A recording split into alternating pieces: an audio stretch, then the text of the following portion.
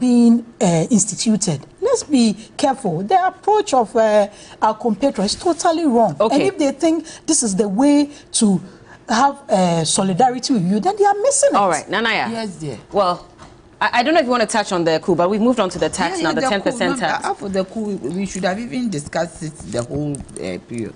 Because you see, even before the ECOWAS can move into any sovereign nation, they need the approval of the UN. Do you get me? That is why Niger has appealed to the UN to make sure that they don't come there. Not because maybe they are afraid or anything, but they are thinking of their citizens. You asked, what is this going to help us? Laratu was saying that the AU has to, the AU too has to be involved. You can't just get up and put troops together and enter somebody's country. The AU too has to be involved. These bodies have to be involved. You get it? But how is it going to benefit? It's not going to benefit us. It's going to bring misery and sorrow. Because if the people start retaliating on common civilians, then we are in trouble. Do you get me? If they are not winning the war, they'll retaliate on common civilians. And you know our borders, I've said it already. So it is not going to benefit us. And talking about taxes, yes, we are taking the taxes, but where is it going? There was a recent corruption perception report. GRA is number 2 or number 3 of the corrupt institutions. And what is Kenufuriata doing about it? Because if you are taking taxes and the taxes are not going anywhere, and the main organization that take taxes, they are corrupt. Bella, how is that? Betting or taxes on betting. I do not think that we should even encourage betting. Do you get me? We don't have to encourage betting. So why should the government even recognize it to tax? What should they do? Ban it completely? Why should you? Because the young ones are in there, and I'm telling you, betting is like taking lotto. Some older ones also bet. You bet, and at the end of the day, you win only once or twice. So you stake some before? So you are saying that betting should be banned? It should be banned. Why should we? Because it is raking in some form of revenue. It is exploitation. Because they will encourage you to bet. You bet, you win maybe once or twice. So should we ban alcohol too? Alcohol we're talking about betting. No, but I mean, at the end of the day, we're talking about betting. This can bring that in. Please allow. I'm not talking about. Alcohol is a discretionary exercise. And betting is betting not? No, betting is something that attracts you because there's a monetary interest at the end of the of your exercise, of the venture. When it comes to alcohol, you have to spend money to buy. It's very discretionary. But betting is attractive because you are being told that when you do this, you make money. So if I sit in my house and I pull a few this thing on my phone and I can get maybe 100 or 200 Ghana, why wouldn't I do it? I'm not talking even about the addictive nature. It makes you not be innovative. A nation, you are putting all your energies on betting and even recognizing the betting to even tax it. It should even be banned. Look, I know a young boy who went into his stepfather's room and took 16,000 Ghana cedis. The man is a trader. To bet, wasted everything and got only 100 Ghana. Do you get me? So Bella, I mean, that exercise itself is not a fruitful exercise. It's not a fruitful venture that we should even encourage. The people who go to the casino, they are rich people. Not everyone. No, you don't take small money to casino. They know what they are doing. Oh, you mean the Grand Casino? The proper casino. It has always been there. That one, but this betting that the young ones, and most of the young ones are in their room trying to do it. I do not think that we should even encourage betting.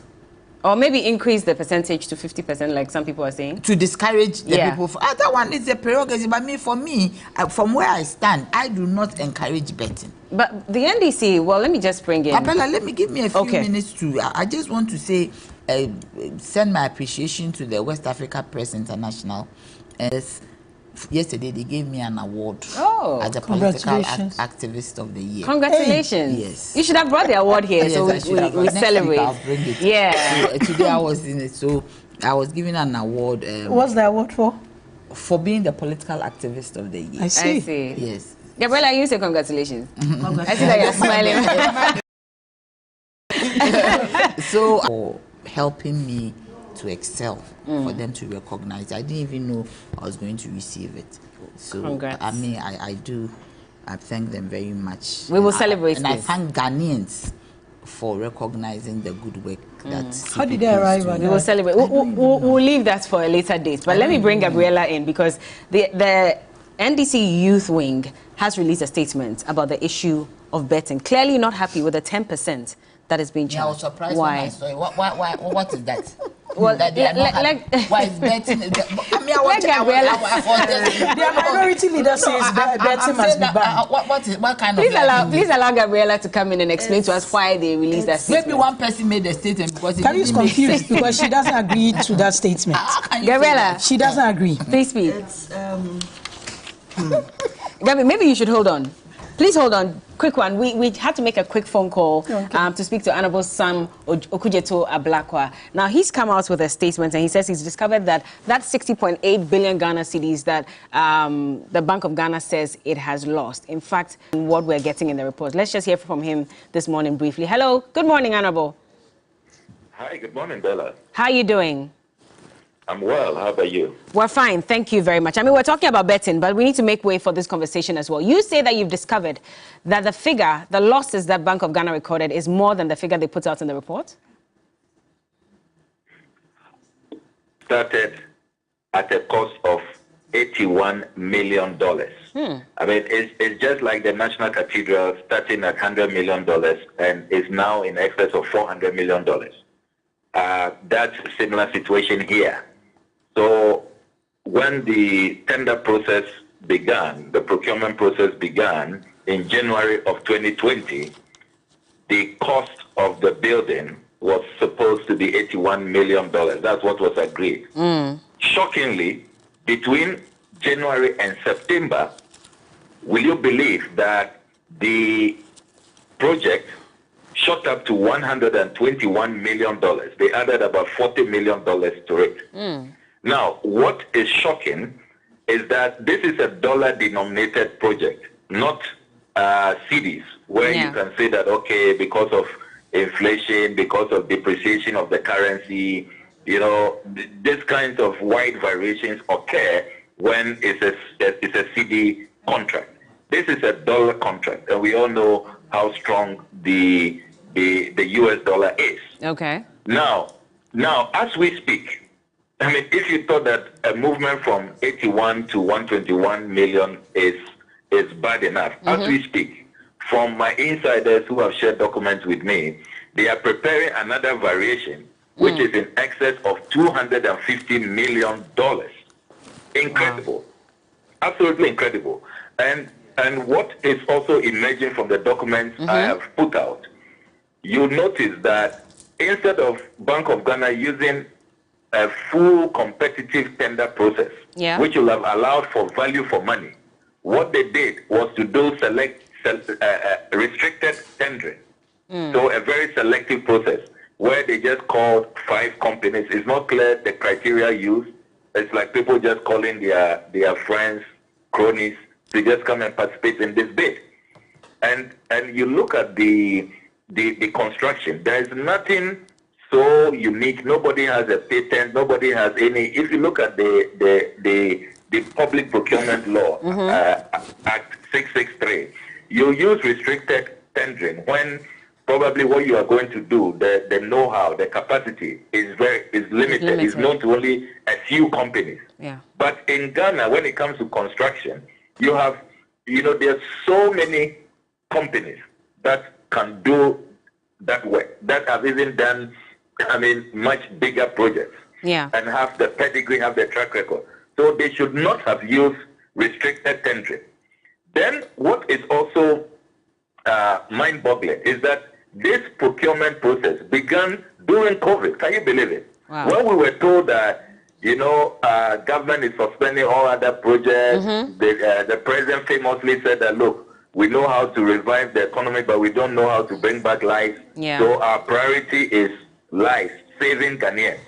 It turns out that they were busily putting together this rigged deal, which is the most sleazy, the most corrupt I have seen, in recent years.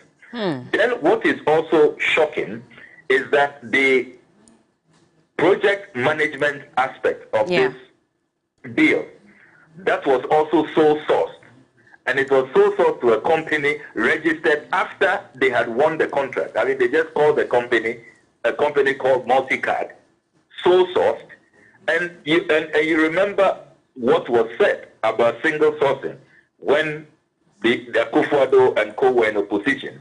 And they said that, look, we shouldn't be having too many single source projects. It leads to lack of value for money. It's an avenue for corruption and all of that. Project management is also another area where we have so much expertise in Ghana. Hundreds of far more experienced companies. Yeah, okay. That's wonderful. Wow. Hello? Yes, we can hear you. Yeah. So we have discovered that the project management aspect of this contract was also sole source. About $3.5 million. They just called this chap as, and interestingly, it is a sole proprietorship with really no serious track record. I see. So it even raises questions about how the PPA itself is conducting its affairs, and that's why in my write-up I'm asking Professor Christopher Meyer-Kumfi that he has to sit up as chair of the PPA, and he is sitting as chair of the board and approving all these things, and this cannot continue. So you begin to see why the Bank of Ghana has been run aground. If this is the mindset of those managing the central bank, if this is their conduct, their practices, all right, I mean, you can begin to understand why we now have losses of over 60 billion cedis, and the central bank really has become insolvent.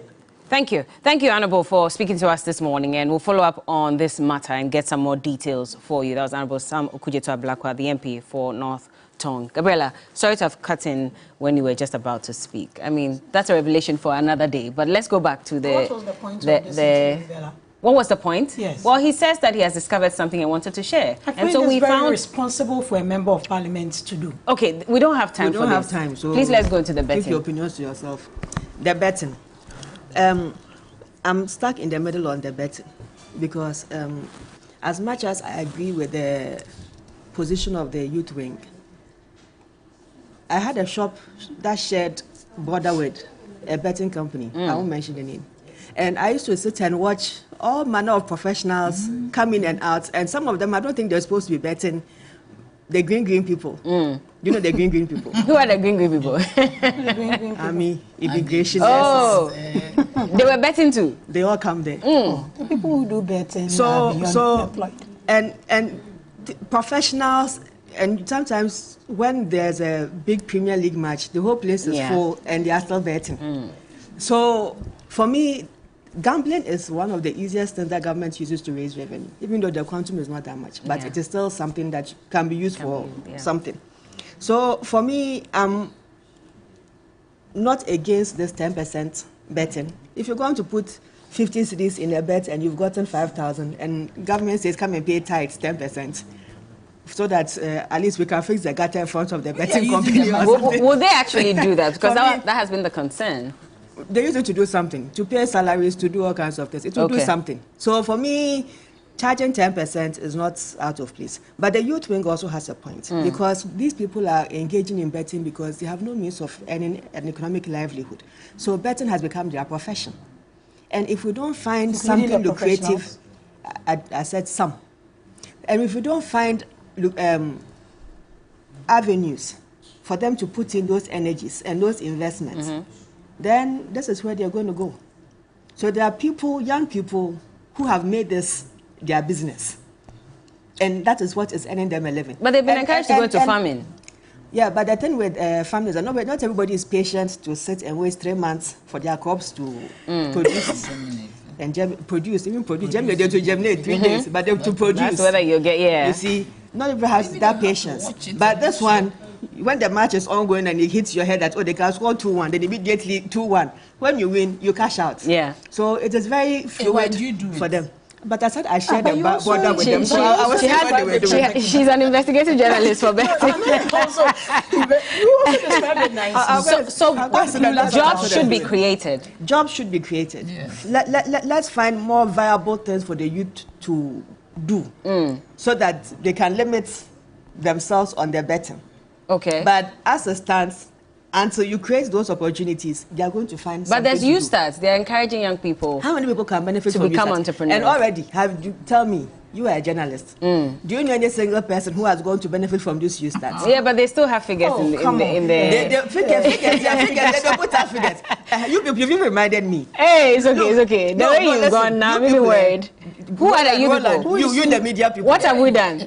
Guys, government is giving out money to Ghana Exam. Cabas was a fund. All kinds of ventures to just siphon money out of the state for people to go into some kind of production. Oh. You people should start finding out if those monies have actually been put to proper use or they are in people's septic tanks and going into. Well, Helen said she received some of the money and it helped her to revive her business. It's a juice. We have to go. To say good morning to somebody. Okay. Nana Kuya. Okay. Okay. Nana, good morning, and I hope you are doing well. All right. Well, that's about it for this morning. And okay, so do we go to farming with empty hands? They should go to farming like how? That's Prince Anane. Okay, Gilbert says that making betting a business is the major problem. It should be banned. Okay. Morally, religiously. Awi Basido Douglas says, if the pundits are looking at the moral face of it, then NLA shouldn't even exist in the first place. Lerato should take her time to listen when people are speaking and stop interjecting. That's Chris Kweku. And also, well, okay, I wish I could read a lot more. Why is it that Islam is always a religion expected to defend what is not godly? Christianity is liberal and they do things to favor. Statement. That's so cool. Okay. Bella. My time is up. No, but that's a very unfortunate statement to me. Well, I said he's an irresponsible thing to do as a member of parliament. Did he call into this station called? I said it's an irresponsible thing to do. If you find that irresponsible, then I apologize, especially because it borders on religion. I apologize. All right, but that's why I have apologized. If you find that overbearing. And anyway, on that note, thank you, ladies, for joining us this morning. And again, congratulations to Nanaya for her award last night, more like. I've been speaking to Gabriela Tete. She's a member of the NDC communications team. Nanaya Chimpim Jantwa is the general secretary of the CPP, and Lerato Musa Saka is a member of the MP communications team. But Dewa Chop Money, well, join the winning spree with Dewa 539 Chop Money. Collect your Chop Money every morning at 10 a.m. by simply dialing *446 hash. Select option 2 to play Dewa 539 and Chop Money. And we'll be cashing out, so look forward to that as well. Thank you, ladies, for joining us this morning. We'll be back with some more. Keep watching.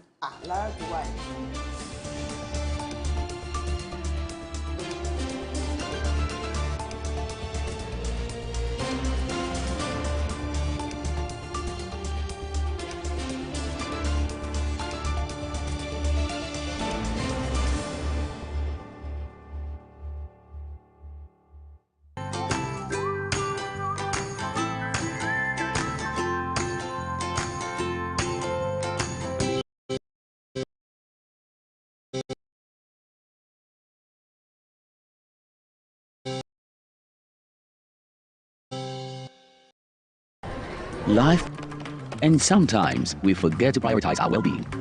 That's where Benno Mineral Water steps in. A refreshing solution packed with essential minerals, Benno Mineral Water keeps you hydrated and balanced. Whether you are